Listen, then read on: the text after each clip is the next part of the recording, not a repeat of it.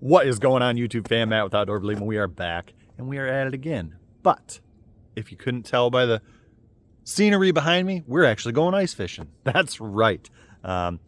Only reason it looks like that behind me is because we got to hike through the woods to get to the lake that we're going to. Michigan has been plagued this year with a very mild winter. It has been tough. You know, we had a couple weeks there where it looked promising. It was getting real cold, and then we got some snow, and that kind of put a kibosh on stuff. And then it started warming up the last couple weeks. So it's just been tough here in Michigan. It's going to be a very short ice fishing season. I've actually traveled to southern Michigan here.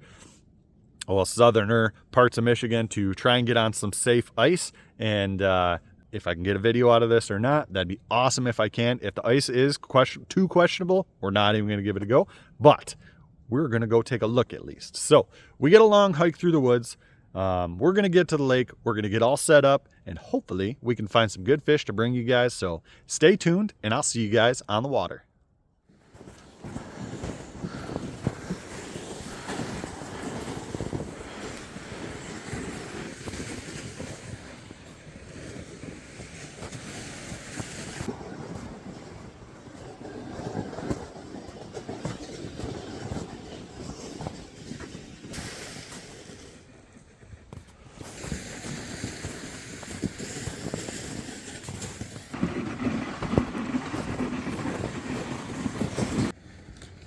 It's all right, you're doing good. Take your time. We'll make it.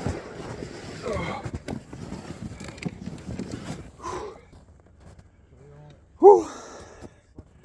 Not a big hill, but it makes you work. Say hi, Kyle. Hey guys.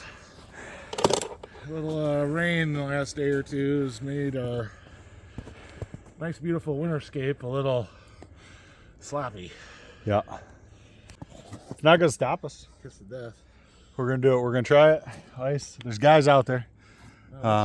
So we're still gonna spud our way out, make sure the shore ice is good and the ice is good while we're going out. So always be safe, always spud out, guys. And don't want to fall through, especially with a hike like that on the way back. But let's get out there. We're set. We got our ice pegs. We got our spud bars. We're gonna venture out. We're gonna see what we can do. Tip of the day: have a longer rope connected to your sled. I lost my longer rope. I cannot find it, but I had a tow strap. Well, not a tow strap, but a tie down strap in my truck. But that way, with a long strap, you're more hands free. You can spud out. You can check the ice. You just have it around your midsection of your body. And I got a camera in one arm, a spud in the other. We're checking. Let's do it. So, tip of the day, long straps makes it way easier.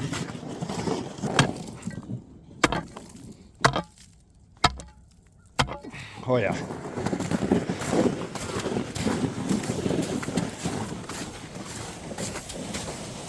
Kind of rule of thumb is if you got a nice sharp spud, one good whack is about an inch of ice. So a couple good whacks and you know you're safe.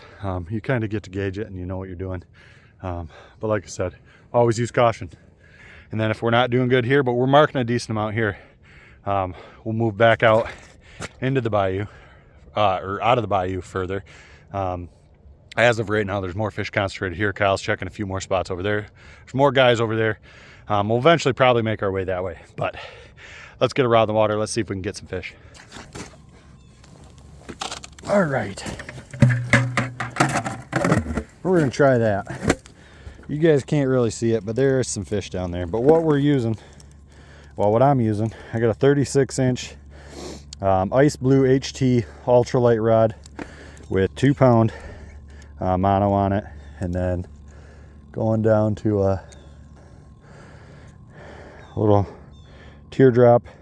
There's a bunch of different teardrops you can use. I'll get into some of those. I'm gonna start with this one, and then I'm gonna show you guys what a couple really good ones are. Teardrops, vertical jigs, jig and wraps. But then we're gonna tip this one, maybe some plastics later, but I'm gonna tip this one with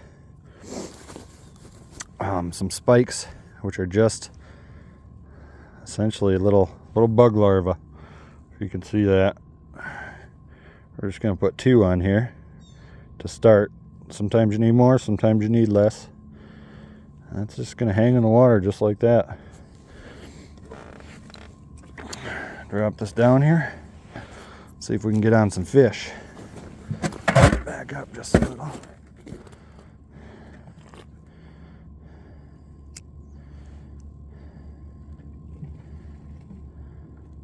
Oh yeah, there's fish already coming up. Come on. Come on, buddy. Oh, I missed one. Didn't feel too big. Man, they are barely touching it. Or I'm messing with a couple of real small fish. There's one. What do we got? Oh, real nice gill. Alrighty. That's a beaut to start the day.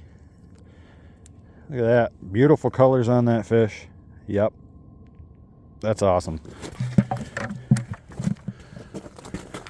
Alright guys, so here's a little piece of advice that I use. A bucket. It's a great way to keep your fish alive. Then you can cull them if you need to. Take fish, throw it in there, throw some water in there, keeps them alive. Keep that water fresh. Doubles as a seat. Tip of the day. Let's get at it.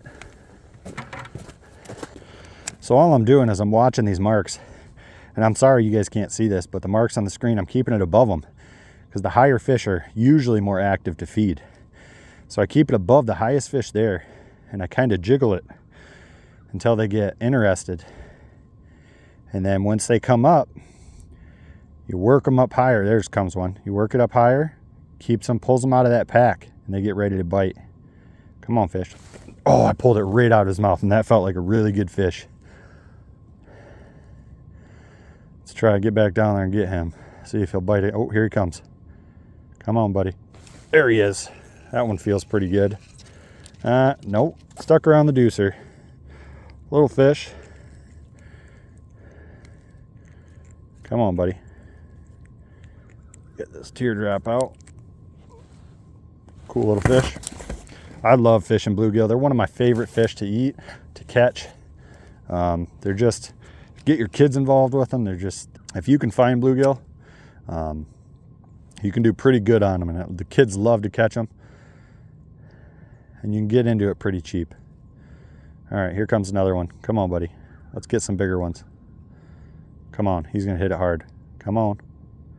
Go up a little. See, he didn't hit it right away, so I pulled him up. He's coming now. Come on, bud. There he is. There's a better one. That's a beautiful fish. That's definitely gonna be an eater.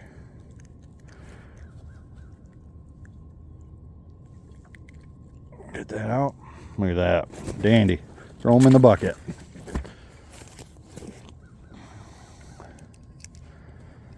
Go back down. Sometimes you can limit out on a limit of gills, which is 25 here in Michigan.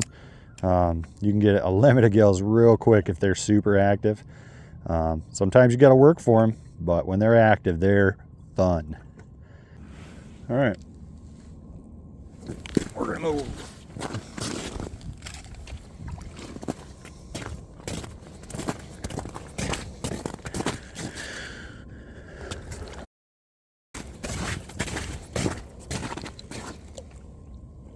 Right there. Give this a go. I don't want to get all wet, so we'll stand this time. There's one. That's a better one. Yeah, he'll keep for sure. That's a decent fish. So bonus thing about sloppy ice.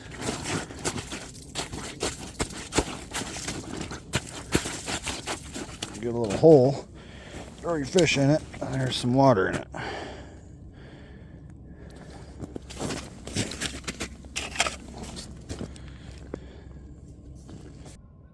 Oh, he's coming. Come on, buddy.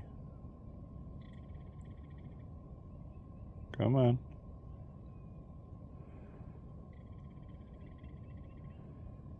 He's following it. He's right on it.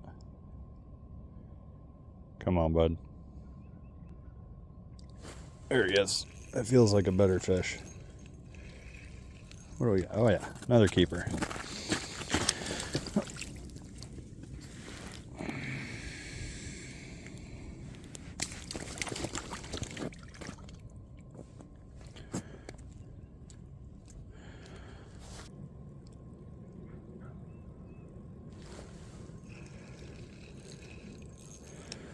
A little better one. Still on the small side. I think we'll let him go. But just wanted that jig.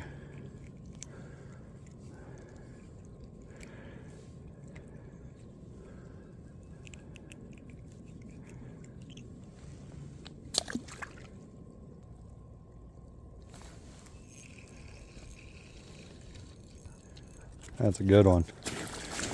That's a pretty little sunfish.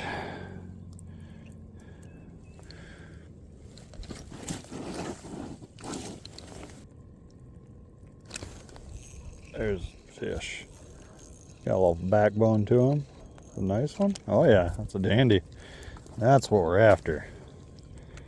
Those are the good ones. Check that boy out. That's a good one. Oh, it's just getting rainy out here. This ice is not going to be here long. I give it a day or two. I might even be back out in the boat in February. That's why you fish above them too, because a lot of times those big ones they'll come up out of that pack because they're the alpha. And they're going to try and hammer that bait and get that food before those little ones get to it.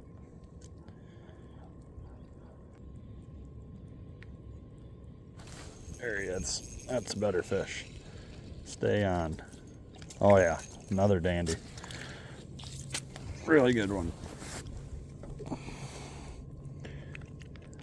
Probably the biggest of the day so far. That's a good one. We're gonna go get the chair. All right guys, I'm gonna take a moment and go over a couple lures that I think you should have in your box every time you go out. When I go out ice fishing for panfish, first and foremost is the tungsten teardrop. Show you guys that. It's what I'm using today is the white with pink dot. I call it pink dot Wonder Bread.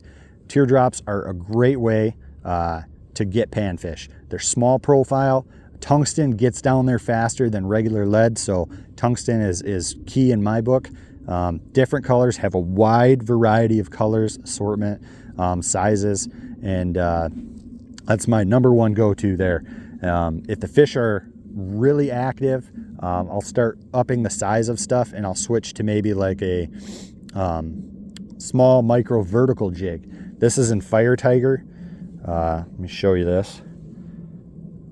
A Fire Tiger vertical jig. This starts weeding out a lot of those smaller fish, because the smaller fish stay away from the bigger baits, and you start getting into those big perch, big crappie, big bluegills, and you even get some walleyes on this every now and then, but that's a fight. And then third and last that I keep in my box, if the fish are really aggressive and I'm targeting, perch, crappie, walleye, and even bluegill I've gotten on these, the micro jig and wrap. These jig and wraps, this one's in blue chrome.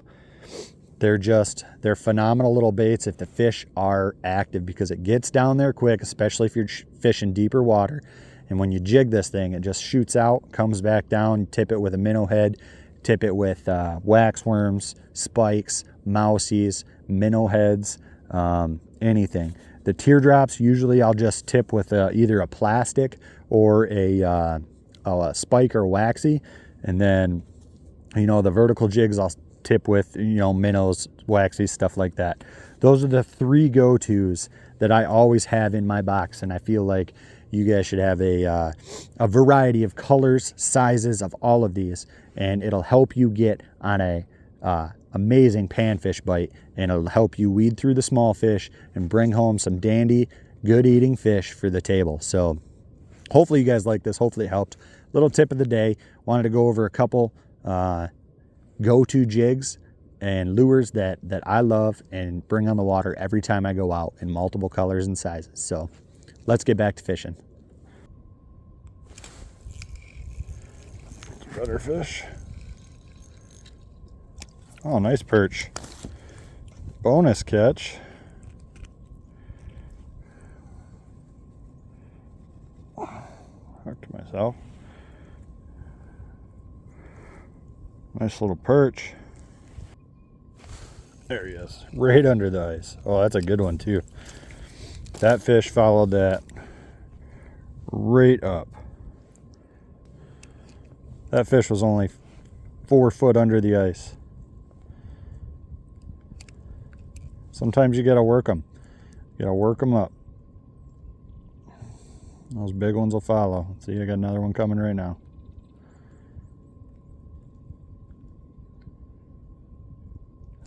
There you go. Ooh. That was a good one.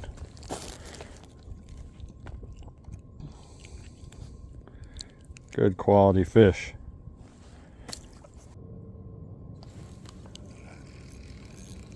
One feels better. Oh yeah. Oh, I got here. Oh, big perch. Another good perch. That's awesome. Heck yeah. Shortly after that perch, my fish moved on. Kyle had his limit, so I moved over to where he was fishing. That's a better fish.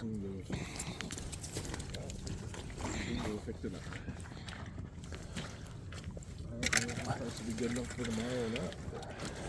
I'll come back. Yeah. That was a quick 25 for you, bud. Come on.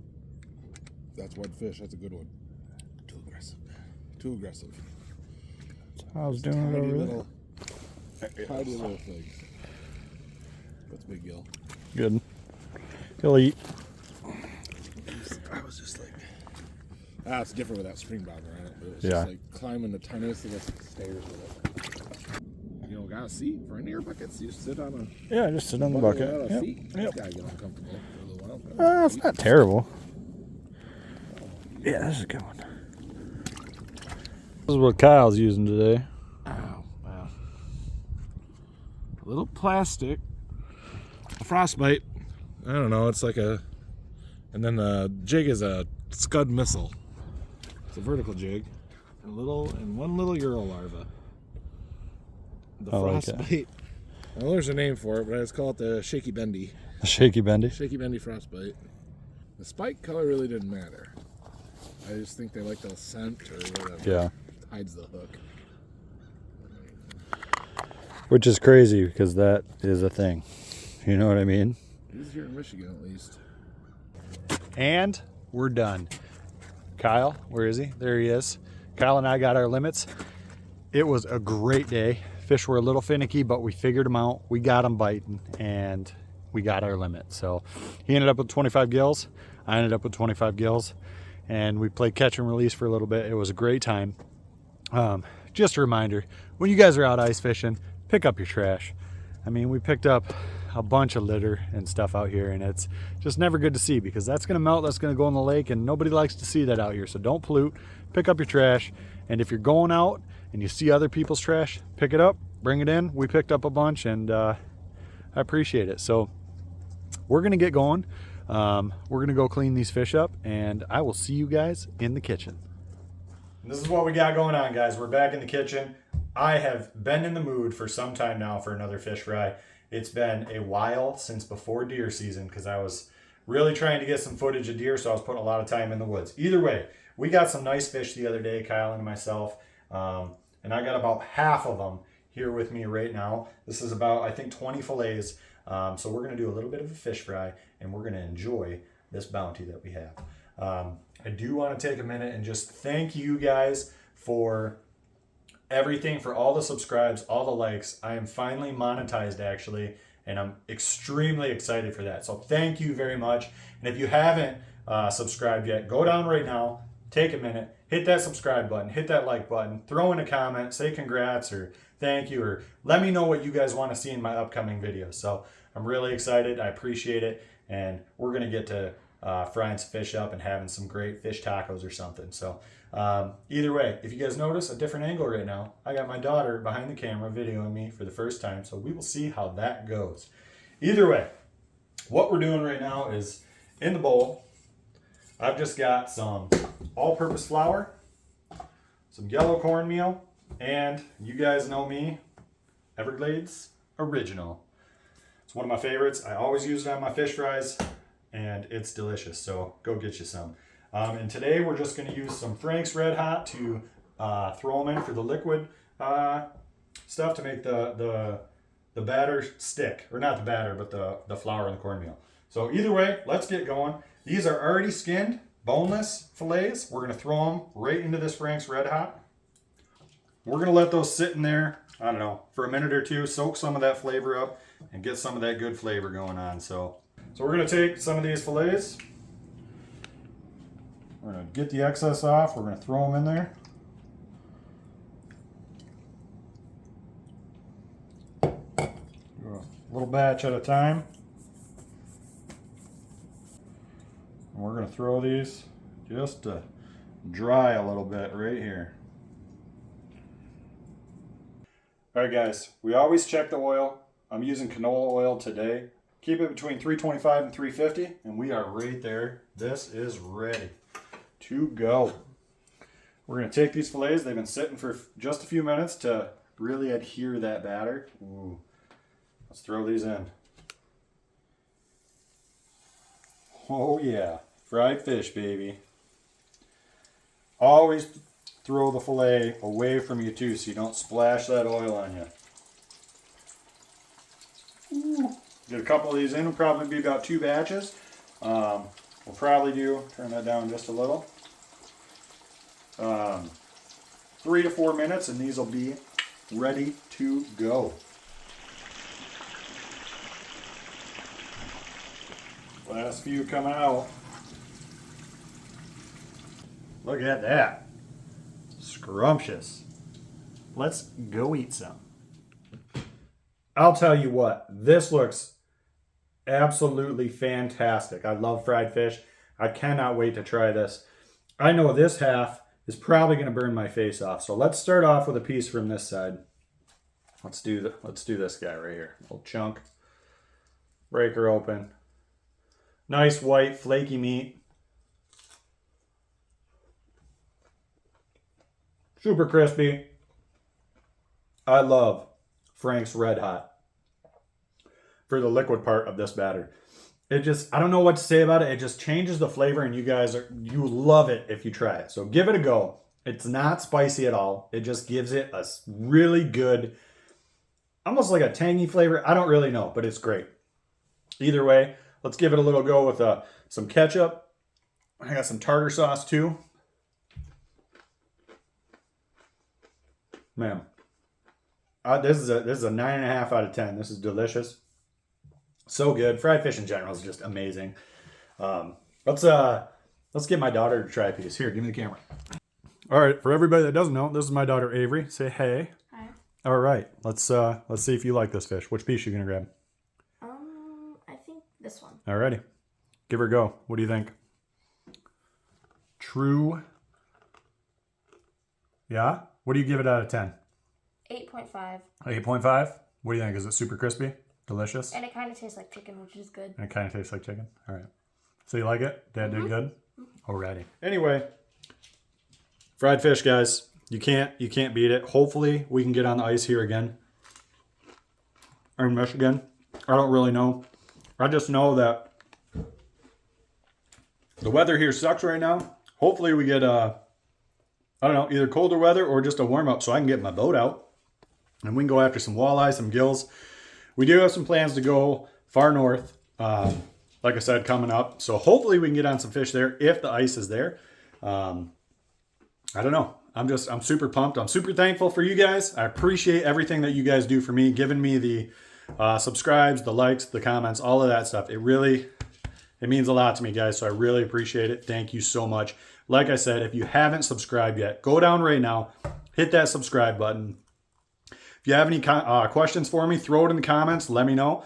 It was a great time out yesterday with Kyle. You know, we both got our limit in an hour and a half, 2 hours. It was just a fantastic time. We played it safe. So if you do have ice and you can get out, spud out, play it safe, be careful, especially if you're in Michigan because the weather's been terrible, like I said. So anyway, I appreciate it. That's all I got for you guys today. Hopefully you liked it. Hopefully you try this quick little recipe for a snack or dinner or whatever you guys think. So stay tuned for the next one. I'm going to try and start getting videos out more regularly. And hopefully you guys enjoy them. So till next time, you guys have a good one. Can't forget Rosie.